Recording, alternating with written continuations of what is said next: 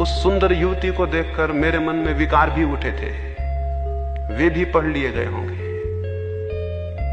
मैं किस मुंह से वहां जाऊं? कैसे मैं उस द्वार पर खड़ा होऊंगा? अब दोबारा मैं नहीं जा सकता हूं। बुद्ध ने कहा वहीं जाना होगा, ये तुम्हारी साधना का हिस्सा है।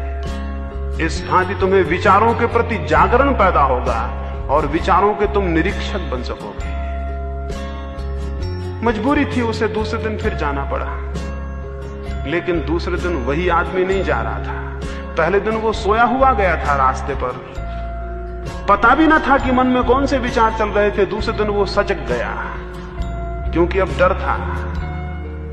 वो होश पूर्वक गया और जब उसके द्वार पर गया तो क्षण भर ठहर गया। सीढ़ियां चढ़ने के पहले अपने को उसने सचेत कर लिया, उसने भीतर आंख गड़ा ली। बुद्ध ने कहा था भीतर देखना और कुछ मत करना। इतना ही स्मरण रहे कि अनदेखा कोई विचार ना हो, अनदेखा कोई विचार ना हो, बिना देखे हुए कोई विचार निकल ना जाए, इतना ही स्मरण रखना बस। वो सीढ़ियां चढ़ा अपने भीतर देखता हुआ। उसे अपनी सांस भी दिखाई पड़ने लगी, उसे अपने हाथ पैर का हलन चलन भी दिखाई पड़ने लगा। उसने भोजन किया, एक कौर भी उठाया तो उसे दिखाई पड़ा जैसे कोई और भोजन कर रहा था और वो देखता था। जब आप दर्शक बनेंगे अपने ही, तो आपके भीतर दो तत्व हो जाएंगे, एक जो क्रियमान है और एक जो केवल साक्षी है। आपके भीतर दो हिस्से हो जाएंगे, एक जो करता है और एक जो केवल दृष्टा है।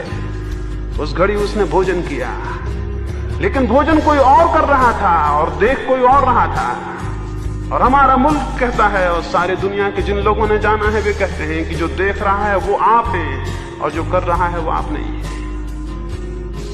उसने देखा, वो हैरान हुआ, वो नाचता हुआ वापस लौटा। उसने बुद्ध को जाके कहा धन्य है, मुझे कुछ मिल गया। दो अनुभव हुए हैं। एक तो यह अनुभव हुआ कि जब मैं बिल्कुल सजग हो जाता था तो विचार बंद हो जाते